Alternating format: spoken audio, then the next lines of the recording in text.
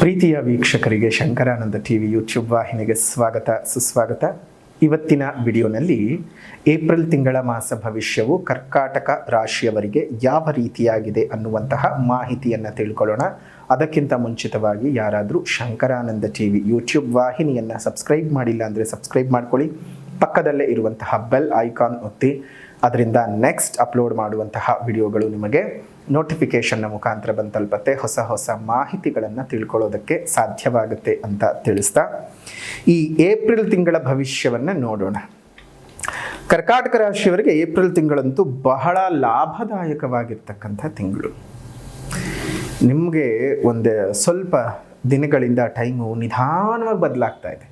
ಒಂದೊಂದೇ ಹೆಜ್ಜೆ ದಿಢೀರ್ ಬದಲಾವಣೆ ಆಗ್ತಾ ಇಲ್ಲ. ನಿಮಗೆ ಒಂದೊಂದೇ ಹೆಜ್ಜೆ ಮುಖಾಂತರವಾಗಿ ಬರ್ತಿದೆ ನೋಡಿ ನಿಮಗೆ ಸಕ್ಸಸ್ಸು.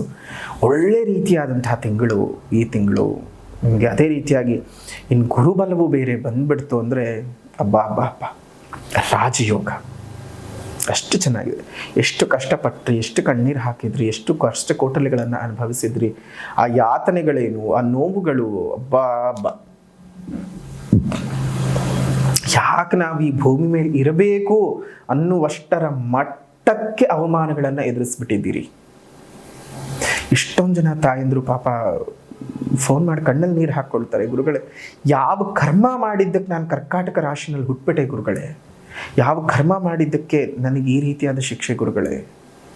ಮಾಡಿಲ್ಲದ ತಪ್ಪಿಗೆ ಶಿಕ್ಷೆ ಕೊಡ್ತಾ ಇದ್ದಾರೆ. ಸುಮ್ಮನೆ ಅವಮಾನಗಳನ್ನು ಮಾಡ್ತಿದ್ದಾರೆ. ಹುಡುಕೊಂಡು ಬಂದು ಅವಮಾನ ಮಾಡ್ತಾ ಇದ್ದಾರೆ. ನಮ್ಮನ್ನು ಉಪಯೋಗಿಸ್ಕೊಳ್ತಾ ಇದ್ದಾರೆ. ಆದರೆ ಉಪಯೋಗಿಸ್ಕೊಂಡು ಕೊನೆಗೆ ನೀನು ಸರಿ ಇಲ್ಲ ಅಂತ ಹೇಳಿ ನನ್ನನ್ನು ದೂರ್ತಾ ಇದ್ದಾರೆ. ಯಾಕೆ ನನಗೆ ಈ ಅವಸ್ಥೆ ಅಂತ ಅದು ಎಷ್ಟು ಜನರು ಕಣ್ಣಲ್ಲಿ ನೀರು ಹಾಕ್ತಿದ್ರು ಗೊತ್ತಿಲ್ಲ. ಆದರೆ ದೈವಾಶೀರ್ವಾದ ಎಲ್ಲವೂ ಸಹ ಒಂದು ಒಳ್ಳೆ ರೀತಿಯಲ್ಲಿ ಮುಗಿಯುವ ಲಕ್ಷಣಗಳು ಕಾಣಿಸ್ತಾ ಇದೆ. ಈ ತಿಂಗಳಿಂದ ನಿಮಗೆ ಒಳ್ಳೆ ರೀತಿಯಾದಂತಹ ದೇವರ ಆಶೀರ್ವಾದ, ಕೃಪೆ, ದೈವಾಶೀರ್ವಾದ ಎಲ್ಲವೂ ಸಹ ನಿಮಗೆ ಸಿಗ್ತಾ ಇರ್ತಕ್ಕಂಥದ್ದು. ಇದೇ ಸಂತಸದ ಸಮಯದಲ್ಲೇ ದಿನಾಂಕ 8ನೇ ತಾರೀಕು 5ನೇ ತಿಂಗಳು 2024 ಅಂದರೆ ಮೇ 8ನೇ ತಾರೀಕಿನಂದು ನಡೆಯುವಂತಹ ಶ್ರೀ ಲಲಿತಾ ಮಹಾಯಾಗಕ್ಕೆ ತಾವೆಲ್ಲರೂ ಸಹ ಆಗಮಿಸಿ ಆ ದೇವಿಯ ಕೃಪೆಗೆ ಪಾತ್ರರಾಗಬೇಕು. ಎಷ್ಟೊಂದು ಜನಕ್ಕೆ ಗೋಚಾರ ಚೆನ್ನಾಗಿದ್ದರೂ ಸಹ ಜಾತಕದಲ್ಲಿ ಚೆನ್ನಾಗಿರೋಲ್ಲ, ಟೈಮ್ ಕೆಟ್ಟದಾಗ್ಬಿಟ್ಟಿರುತ್ತೆ. ಅಂಥವರು ಸಹ ಇಲ್ಲಿ ಬರಬಹುದು. ನಿಮಗೆ ಯಾವುದೇ ರೀತಿ ಸಮಸ್ಯೆಗಳಿದ್ದರೂ ಸಹ ಅಮ್ಮನವರ ಒಂದು ಕೃಪಾಪೋಷಿತ ದೃಷ್ಟಿ ಬಿದ್ದರೆ ಸಾಕು. ಏನು ತರೋಕ್ಕಾಗಿಲ್ವ 2 ಕಮಲದ ಹೂವನ್ನು ತಗೊಂಡು ಬನ್ನಿ. ಸಾಧ್ಯವಾದಂಥವ್ರು ಪೂಜಾ ಸಾಮಗ್ರಿಗಳನ್ನು ತೆಗೆದುಕೊಂಡು ಬನ್ನಿ. ಪೂಜೆಗೆ ಬೇಕಾಗಿರುವಂತಹ ವಸ್ತುಗಳನ್ನು, ಅನ್ನದಾನ ಮಾಡುವಂತಹ ವಸ್ತುಗಳನ್ನು, ಅಕ್ಕಿ ಆಗಬಹುದು, ಬೆಲ್ಲ ಆಗಬಹುದು, ಈ ರೀತಿಯಾದ ವಸ್ತುಗಳನ್ನು ನೀವು ದಾನವಾಗಿ ಸಹ ಕೊಡಬಹುದು. ಅದರಿಂದ ನಿಮ್ಮ ಕೈನಾರೆ ಒಂದು 4-6 ಜನಕ್ಕೆ ಅನ್ನ ಹಾಕಿದಂತಹ ಪುಣ್ಯದ ಫಲಗಳು ಸಹ ನಿಮಗೆ ಬಂದು ಸೇರುತ್ತೆ. ಅನ್ನ ಹಾಕಿದಂತಹ ಕೈ, ಗೊಬ್ಬರ ಹಾಕಿದಂತಹ ಹೊಲ ಯಾವತ್ತೂ ಹಾಳಾಗಲ್ಲ. ಅದರಲ್ಲೂ ಈ ರೀತಿಯಾಗಿ ಸಾರ್ವಜನಿಕವಾಗಿ ಅಮ್ಮನವರ ಪೂಜೆ ಮಾಡೋ ಸಂದರ್ಭದಲ್ಲಿ ನಿಮ್ಮ ಹೆಸರಿನಿಂದ ಒಂದು 4-6 ಜನಕ್ಕೆ ಅನ್ನ ಹೋಯಿತು ಅಂತ ಹೇಳಿದ್ರೆ ಅದು ಖಂಡಿತ ದೇವರು ನಿಮ್ಮನ್ನು ಇನ್ನಷ್ಟು ಸಲಹೆ ಕಾಪಾಡ್ತಾನೆ. ಹಾಗಾಗಿ ತಮ್ಮ ಕೈಲಾದ ಸಹಾಯವನ್ನು ನೀವು ಮಾಡಬಹುದು. ಈ ಹೋಮದ ಬಗ್ಗೆ ಇನ್ನಷ್ಟು ಹೆಚ್ಚಿನ ಮಾಹಿತಿಗಳು ಬೇಕಾಗಿದ್ದರೆ ನೀವು ಇಲ್ಲೇ ಇರ್ತಕ್ಕಂಥ ಸ್ಕ್ರೀನ್ ಮೇಲೆ ಇರ್ತಕ್ಕಂಥ ಫೋನ್ ನಂಬರ್ಗೆ ಫೋನ್ ಮಾಡಿ ಅದರಿಂದ ಒಳ್ಳೆ ರೀತಿಯಾದಂತಹ ಎಲ್ಲ ಹೋಮಕ್ಕೆ ಸಂಬಂಧಪಟ್ಟಂತಹ ಎಲ್ಲ ಮಾಹಿತಿಗಳನ್ನು ಸಹ ನೀವು ತಿಳ್ಕೊಳ್ಬಹುದು. ದೇವರ ಕೃಪೆಯೂ ಸಹ ನಿಮಗೆ ಉಂಟಾಗ್ತದೆ.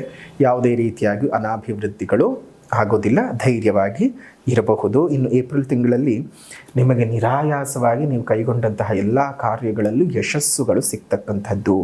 ವ್ಯಾಪಾರ, ವ್ಯವಹಾರ, ವೃತ್ತಿ, ಉದ್ಯೋಗ ಏನೇ ಆಗಿದ್ರೂ ಅದರಲ್ಲೆಲ್ಲ 100ಕ್ಕೆ 100% ನಿಮಗೆ ಯಶಸ್ಸು ಸಾಧ್ಯತೆಗಳು ಇದ್ದಾವೆ.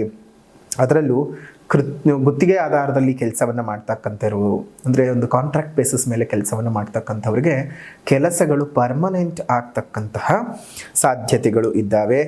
ನಿವೇಶನಗಳನ್ನು ಕೊಂಡುಕೊಳ್ತೀರಿ. ಕೃಷಿಗೆ ಸಂಬಂಧಪಟ್ಟಂತಹ ವ್ಯಾಪಾರ ವ್ಯವಹಾರಗಳಲ್ಲಿ ಬಹಳಷ್ಟು ಅಭಿವೃದ್ಧಿಯನ್ನು ನೋಡ್ತೀರಿ. ನಿಮ್ಮ ಜೀವನದಲ್ಲಿ ಒಳ್ಳೆ ರೀತಿಯಾದಂತಹ ಏಳಿಗೆಯನ್ನು ನೋಡೋದಕ್ಕೆ ಸಾಧ್ಯವಾಗುತ್ತೆ. ಹೊಸ ಅವಕಾಶಗಳು ಬಂದು ನಿಮ್ಮ ಕೈ ಸೇರ್ತಕ್ಕಂಥದ್ದು, ಶುಭ ರೀತಿಯ ಪ್ರಯಾಣದ ಯೋಗಗಳು ಇರ್ತಕ್ಕಂಥದ್ದು ಆಗುತ್ತೆ. ಕುಟುಂಬದಲ್ಲಿ ಸುಖ, ಶಾಂತಿ, ನೆಮ್ಮದಿಯ ವಾತಾವರಣ ತುಂಬ ಚೆನ್ನಾಗಿ ನೆಲೆಸಿರುತ್ತೆ. ಜೊತೆಗೆ ವಂಶಾಭಿವೃದ್ಧಿ ಯೋಗ ಇರ್ತಕ್ಕಂಥದ್ದು ಈ ತಿಂಗಳಲ್ಲಿ. ಸಾಹಿತಿಗಳಿಗಾಗಿರಬಹುದು, ಕ್ರೀಡಾಪಟುಗಳಿಗೆ, ಅದೇ ರೀತಿಯಾಗಿ ಕಲಾವಿದರುಗಳಿಗೆ ನಿಮ್ಮ ಕೆಲಸ ಕಾರ್ಯಗಳನ್ನು ಗುರುತಿಸಿ ಇನ್ನಷ್ಟು ಹೊಸ ಅವಕಾಶಗಳು ಬರ್ತಕ್ಕಂತಹದ್ದು, ಅದೇ ರೀತಿಯಾಗಿ ಗೌರವ ಸ್ಥಾನಮಾನಗಳು ಸಿಗುವಂತಹ ತಿಂಗಳು ಆಗಿರುತ್ತೆ. ವಿದ್ಯಾರ್ಥಿಗಳಿಗೆ ವಿದ್ಯಾ ಪ್ರಾಪ್ತಿಯ ಯೋಗ ಇರತಕ್ಕಂತಹದ್ದು. ಬಂಧು ಮಿತ್ರರು ನಿಮಗೆ ಬಹಳಷ್ಟು ಸಹಕರಿಸ್ತಾರೆ. ನಿಮಗೆ ಒಳ್ಳೆ ರೀತಿಯಾದಂತಹ ಒಂದು ಗೌರವಗಳು ಸಿಗ್ತಕ್ಕಂತಹ ತಿಂಗಳು. ಕರ್ಕಾಟಕ ರಾಶಿಯವರಿಗೆ ಏಪ್ರಿಲ್ನ ತಿಂಗಳು ಬಹಳ ಸಂತಸಮಯವಾಗಿರ್ತಕ್ಕಂತಹ ತಿಂಗಳು ಅಂತಲೇ ಹೇಳಬಹುದು. ಒಟ್ಟಾರೆ ನಿಮ್ಮ ಜೀವನದಲ್ಲಿ ನಿಧಾನವಾಗಿ ಕಷ್ಟಗಳು ಕಳೆದು ಹೊಸ ಬೆಳಕಿನ ಹೊನಲು ಬರ್ತಕ್ಕಂತಹ ಸಮಯ ಏಪ್ರಿಲ್ನ ತಿಂಗಳು. ಎಲ್ಲರಿಗೂ ಸಹ ಯುಗಾದಿ ಹಬ್ಬ ಮತ್ತು ಹೊಸ ವರ್ಷದ ಹಾರ್ದಿಕ ಶುಭಾಶಯಗಳನ್ನು ತಿಳಿಸ್ತಾ ಇದ್ದೇನೆ.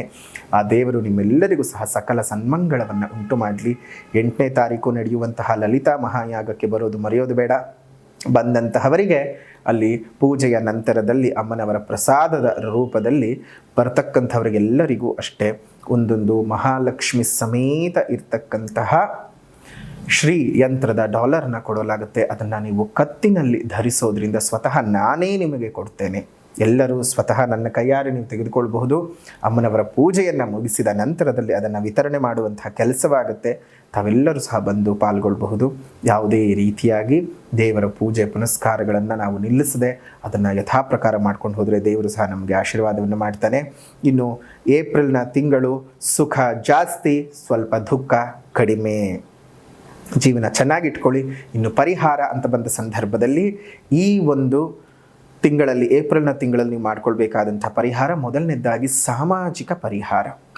ಸಾಮಾಜಿಕ ಪರಿಹಾರ ಯಾವ ರೀತಿಯಾಗಿದೆ ಅಂತಂದರೆ, ನಮ್ಮ ಒಂದು ಜೀವನದಲ್ಲಿ ನಾವು ಬದುಕಿರೋದು ಮಾತ್ರ ಅಲ್ಲ, ಬದುಕಿದ್ದಕ್ಕೆ ಸಾರ್ಥಕತೆ ಬರಬೇಕು ಅಂದರೆ ಪ್ರಕೃತಿಯನ್ನು ಉಳಿಸೋಣ, ಪ್ರಕೃತಿಯನ್ನು ಬೆಳೆಸೋಣ, ಇನ್ನಿತರ ಜೀವ ಜಂತುಗಳಿಗೆ ಒಂದಿಷ್ಟು ಆಸರೆಯಾಗಿ ನಿಂತ್ಕೊಳ್ಳೋಣ.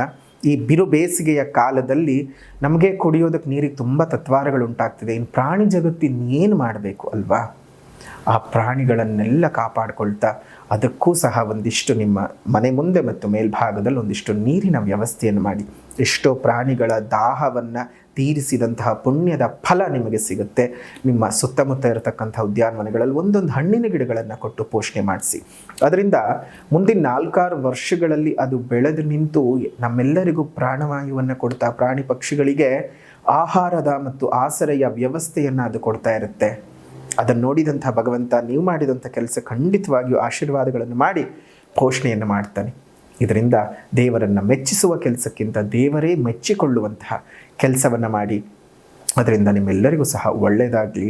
ಇನ್ನು ಆಧ್ಯಾತ್ಮಿಕ ಪರಿಹಾರ ಅಂತ ಹೇಳಿದ್ರೆ ಶ್ರೀ ಈಶ್ವರ ದೇವರ ಪೂಜೆ, ಈಶ್ವರ ದೇವರ ಆರಾಧನೆಯನ್ನು ಮಾಡ್ತಾ ಬನ್ನಿ. ಆ ಪರಮೇಶ್ವರನ ಪೂಜಾ ಆರಾಧನೆಗಳಿಂದ ಇನ್ನಷ್ಟು ಶುಭ ಫಲಗಳನ್ನು ನೀವು ಅನುಭವಿಸ್ತೀರಿ.